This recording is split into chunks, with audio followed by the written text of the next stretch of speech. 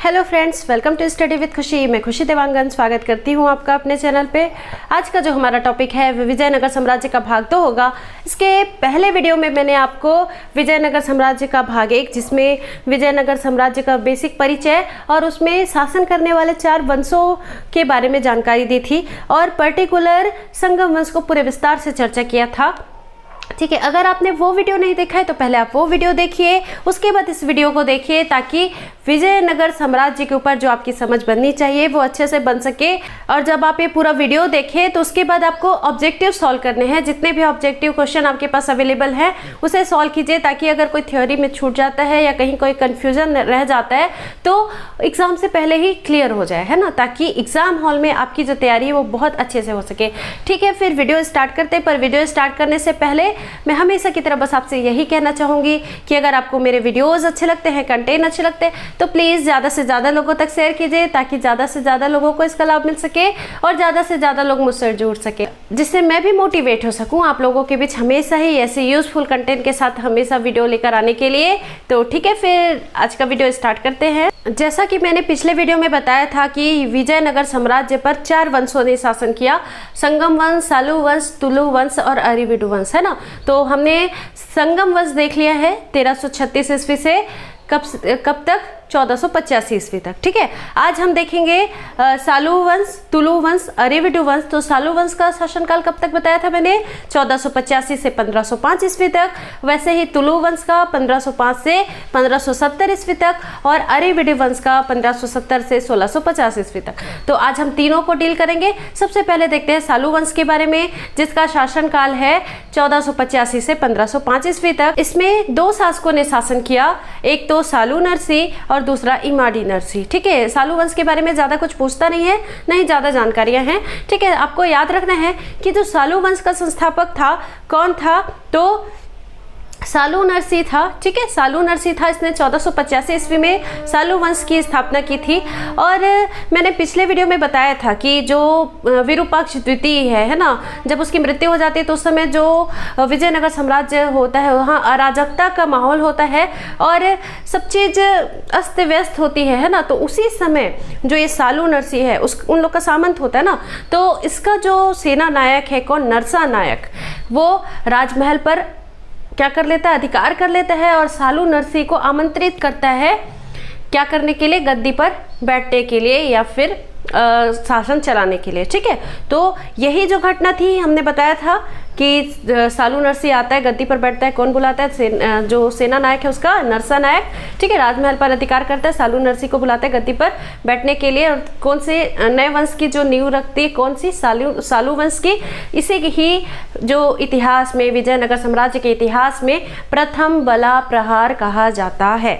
ठीक है, मैंने बताया था इसे ही प्रथम बला प्रहार कहा जाता है। ठीक है, तो इसी सालू नरसी ने 1485 ईस्वी में किसकी स्थापना की, सालू वंश की स्थापना की। तो सालू वंश के संस्थापक के रूप में आपको सालू नरसी का नाम याद रखना है। इसका शासनकाल 1485 से 1491 ईस्वी तक था, केवल 6 वर्षों का शासनकाल रहा, है ना। और इसने अपने शासनकाल में जो अराजकता की स्थिति फैली हुई थी उसे ही बस ठीक करने में लगा रहा। इसने सिर्फ एक ही कार्य किया, जो अरबों के साथ घोड़ों का व्यापार होता था उसे पुनः प्रारंभ किया। फिर 1491 ईस्वी में इसकी मृत्यु हो जाती है। ठीक है, तो सालू नरसी से सिर्फ इतनी ही चीजें याद रखनी है आपको। सालू नरसी की मृत्यु के बाद इसका जो पुत्र है इमाडी नरसी, ठीक है, नाम याद रखेंगे, इमाडी नरसी, ये शासन करता है, ये गद्दी पर बैठता है। इसका शासनकाल 1491 से 1505 ईस्वी तक होता है।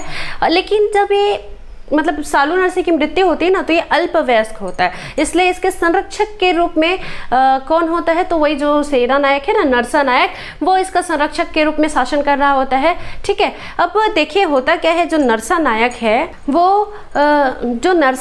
है वो क्या करता है, जो इमाडी नरसी है ना, इसको कालांतर में पेनकोंडा के किले में कैद कर देता है और स्वयं शासन करने लग जाता है। ठीक है, फिर जब ये कैद ही रहता है और इधर ये शासन कर रहा है कौन, नरसा नायक, तो नरसा नायक का एक पुत्र होता है वीर नरसी। क्या नाम बोला मैंने, वीर नरसी।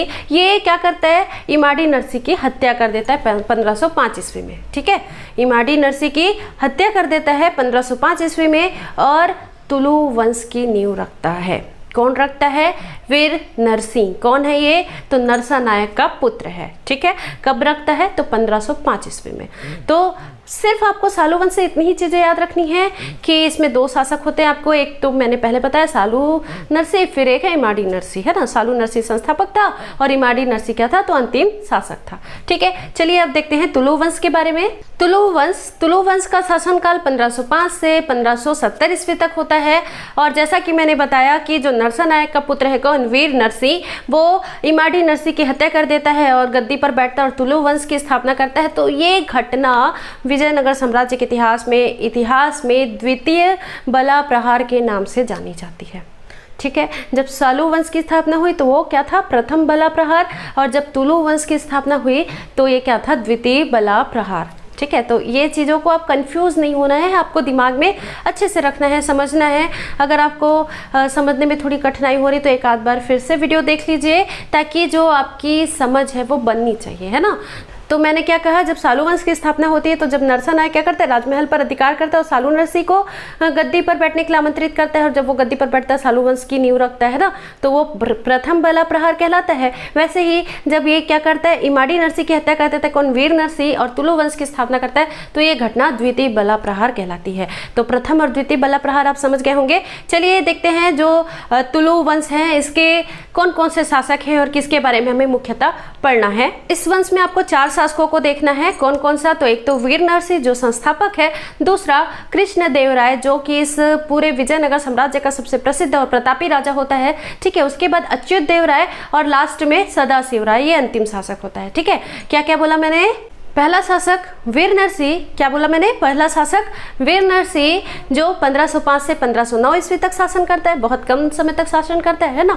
इसके बाद आता है कृष्णदेवराय जो 1509 से 1529 ईस्वी तक शासन करता है। कब से कब तक, 1509 से 1529 ईस्वी तक शासन करता है। इसके बाद अच्युत देवराय जो 1529 से 1542 ईस्वी तक शासन करता है।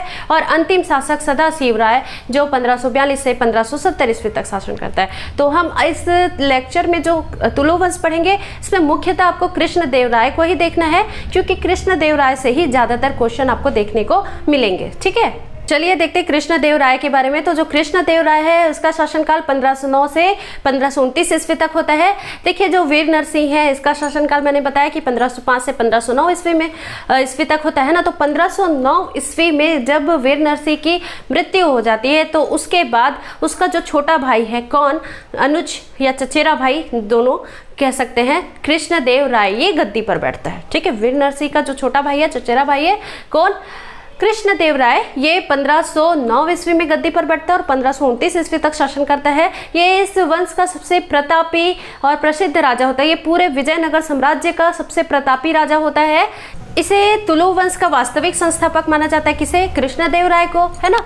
तुलु वंश का वास्तविक संस्थापक माना जाता है और ये कुछ उपाधियां धारण करता है। तो उन उपाधियों के नाम भी आपको याद रखने हैं, जैसे आंध्र भोज, मोस्ट इंपॉर्टेंट है। आंध्र भोज किसे कहा जाता था, तो कृष्णदेवराय को। अभिनव भोज किसे कहा जाता था, तो भी कृष्णदेवराय को। इसके अलावा 2 और याद रखेंगे, आंध्र पितामह और एक है यवन राज स्थापनाचार्य। ठीक है, क्या क्या बोला मैंने, आंध्र भोज, आंध्र पितामह, अभिनव भोज और यवन राज स्थापनाचार्य। ठीक है, तो ये 4 उपाधियां हैं इसकी, ये भी आप याद रखिए कृष्णदेवराय की। कृष्णदेवराय ने 1510 ईस्वी में जो बीदर के शासक है महमूद शाह, उसको पराजित किया। फिर 1513 ईस्वी में उड़ीसा के गजपति शासक प्रताप रुद्र देव को पराजित किया और उसकी पुत्री से विवाह कर लिया। ठीक है, इसने 1520 ईस्वी में गोलकुंडा और बीजापुर को जीतकर अपने साम्राज्य में शामिल कर लिया। ये बहुत प्रतापी शासक था, है ना, इसलिए हम इतनी सारी चीजें इसके बारे में देख रहे हैं। देखिए इसने क्या किया, गोलकुंडा और बीजापुर को अपने साम्राज्य में सम्मिलित कर लिया। यही एक शासक था कौन, कृष्णदेवराय, जिसने बमनी साम्राज्य पर पूरी तरह से जीत हासिल कर ली और इस तरह से दक्षिण भारत में पूरी तरह से विजयनगर साम्राज्य स्थापित हो गया। पहले हमने देखा था कि विजयनगर साम्राज्य और बमनी साम्राज्य दोनों स्थापित होते हैं। बमनी साम्राज्य का अलग से वीडियो आएगा, है ना। तो ये जो कृष्णदेवराय है वो पूरी तरह से बमनी साम्राज्य को जीत लेता है और अपने साम्राज्य में शामिल कर लेता है। और दक्षिण भारत में केवल एक ही साम्राज्य बचता है, वो कौन सा है? तो विजयनगर साम्राज्य। ठीक है। बाबर ने अपनी आत्मकथा बाबरनामा में कृष्णदेव राय के बारे में वर्णन किया है। ठीक है, तो अगर ऐसा पूछा जाए कि बाबरनामा में या बाबर ने किस शासक के बारे में वर्णन किया है, तो कौन है वो? तुलु वंश के शासक कृष्णदेव राय। ठीक है, तो ये भी इंपॉर्टेंट पॉइंट है, आपको याद रखना है कि बाबर ने अपनी आत्मकथा बाबरनामा में कृष्णदेव राय के बारे में वर्णन किया है। जैसा कि हमने पिछले वीडियो में देखा था, जो इटली के यात्री हैं निकोलो कोंटी, ऐसे ही सभी विदेशी यात्री आते हैं सबके शासनकाल में, और मैंने बोला था कि सबको आपको लास्ट में नोट डाउन करके एक साथ याद करना है। वैसे ही कृष्णदेव राय के शासनकाल में भी कुछ विदेशी यात्री आते हैं। कृष्णदेव राय के शासनकाल में पुर्तगाली यात्री अल्बुकर्क, ठीक है, बारबोसा और डोमिंगो पायस, आपको याद रखना है ये सारे नाम। अल्बुकर्क, बारबोसा, डोमिंगो पायस, ये सभी पुर्तगाली यात्री इस विजयनगर साम्राज्य की यात्रा में आते हैं। तो उस समय शासक कौन होता है? कृष्णदेव राय। और जो पुर्तगाली यात्री अल्बुकर्क है, उसने कृष्णदेव राय से मैत्रीपूर्ण संबंध स्थापित किए थे। ठीक है, जो अल्बुकर्क है ना, और कृष्णदेव राय के बीच मैत्रीपूर्ण संबंध थे। जो कृष्णदेव राय है वो बहुत सारे विद्वानों को संरक्षण प्रदान करता था, इसलिए आप जानेंगे कि जो कृष्णदेव राय है इसके दरबार में अष्ट दिग्गज यानी 8 विद्वान रहते थे। तो अष्ट दिग्गज किसके दरबार में थे? कृष्णदेव राय के दरबार में थे। कौन सा वंश का था? तुलु वंश का था। ये क्वेश्चन पूछता है कि किसके दरबार में अष्ट दिग्गज थे? अष्ट दिग्गज थे तो किसके दरबार में थे? कृष्णदेव राय के। ठीक है, ये जो अष्ट दिग्गज थे, 8 विद्वान थे, हमें सभी के नाम तो याद नहीं करना है, पर कुछ 1-2 प्रमुख हैं जिनके नाम आपको याद रखना है, जैसे तेनाली रामा। आप सीरियल भी देखते होंगे, आता है, चैनल नंबर मुझे नहीं पता। ठीक है, तो तेनाली रामा इसी के दरबार में था। तो तेनाली रामा का पूरा नाम है तेनाली रामा कृष्णा, जिसने रचना की है पांडुरंग महामात्य। तो तेनाली रामा किसके दरबार में था? कृष्णदेव राय के। और रचना क्या किया है? तो पांडुरंग महामात्य, ये भी आपको याद रखना है। अब देखिए, जो कृष्णदेव राय है स्वयं एक कवि था और इसने बहुत सारी रचनाएं की है, जिससे भी एग्जाम हॉल में क्वेश्चन बहुत पूछता है। देखेंगे आप, जैसे कि इसने तेलुगु भाषा में आमुक्त माल्यद करके रचना की है। तेलुगु भाषा में क्या रचना की है? आमुक्त माल्यद। किसकी रचना है? तो कृष्णदेव राय की रचना है। और एक मोस्ट इंपॉर्टेंट जम्बूवती कल्याणम। ठीक है, जम्बूवती कल्याणम, ये संस्कृत भाषा में लिखा है। नाम से ही समझ में आ रहा है, जम्बूवती कल्याणम, कल्याणम, है ना। तो ये संस्कृत भाषा में किसने लिखा? कृष्णदेव राय ने। और कल्याणम मतलब क्या होता है? विवाह, है ना। तो जम्बूवती के विवाह के बारे में इसमें बताया गया है। कृष्णदेव राय ने कुछ मंदिर बनवाए, वो भी एग्जाम हॉल में पूछता है, इसलिए आपको याद रखना है। एक तो हजारा राम मंदिर, एक विरूपाक्ष मंदिर और एक विट्ठल स्वामी मंदिर। इसमें हजारा मंदिर और विट्ठल स्वामी मंदिर मोस्ट इंपॉर्टेंट है। किसने बनवाया? कृष्णदेव राय ने। कृष्णदेव राय या फिर जो भी तुलु वंश के शासक थे वो पूर्णतः वैष्णव धर्म को मानते थे, है ना, लेकिन इन्होंने सभी संप्रदायों को अपना अपना धर्म मानने की स्वतंत्रता दी थी। कृष्णदेव राय की मृत्यु के बाद 1529 से 1542 ईस्वी तक इसका जो भाई होता है, कौन? अच्युत देव राय, वो राजा बनता है। लेकिन ये बहुत अयोग्य शासक होता है, इसलिए इसे अपदस्थ कर दिया जाता है 1542 ईस्वी में। और इसके बाद सदाशिव राय जो है वो शासन करता है। तो सदाशिव राय का जो शासनकाल है वो 1542 से 1570 ईस्वी तक होता है। ये तुलु वंश का अंतिम शासक होता है। इसका एक मंत्री होता है राम राय, और इसी के ही हाथ में वास्तविक सत्ता होती है सदाशिव राय के समय। ठीक है, सदाशिव राय का जो मंत्री होता है राम राय, इसी के हाथ में ही वास्तविक सत्ता होती है, यही संचालन कर रहा होता है, भले मंत्री होता है। ठीक है, और इसी राम राय के नेतृत्व युद्ध राक्षस टंगड़ी का, बनरहटा का युद्ध या तालीकोटा का युद्ध कहूँ, तीनों एक ही है। ठीक है, राक्षस टंगड़ी, तालीकोटा, बनरहटा, इसका युद्ध होता है कब? 1565 ईस्वी में। किसके बीच होता है? तो एक 4 मुस्लिम राज्य अहमदनगर, बीजापुर और गोलकुंडा बीदर। ठीक है, अहमदनगर, बीजापुर, गोलकुंडा और बीदर, इसमें बरार भाग नहीं लेता। आपको याद रखना है कौन भाग नहीं ले रहा है? बरार। ठीक है, तो अहमदनगर, बीजापुर, गोलकुंडा और बीदर, ये चारों मिलकर विजयनगर साम्राज्य के विरुद्ध युद्ध लड़ते हैं और इसमें विजयनगर साम्राज्य पराजित हो जाता है। क्या बोला मैंने? 4 मुस्लिम राज्य अहमदनगर, बीजापुर, गोलकुंडा, बीदर, है ना, किसके विरुद्ध युद्ध करते हैं? विजयनगर साम्राज्य के विरुद्ध। और इसमें विजयनगर साम्राज्य की पराजय हो जाती है और इसी युद्ध के बाद से ही लगभग विजयनगर साम्राज्य टूटने लगता है ना, कमज़ोर पड़ जाता है। ठीक है, तो इस युद्ध का क्या नाम है? राक्षस टंगड़ी युद्ध, तालीकोटा का युद्ध या बनरहट्टा का युद्ध। कब हुआ था?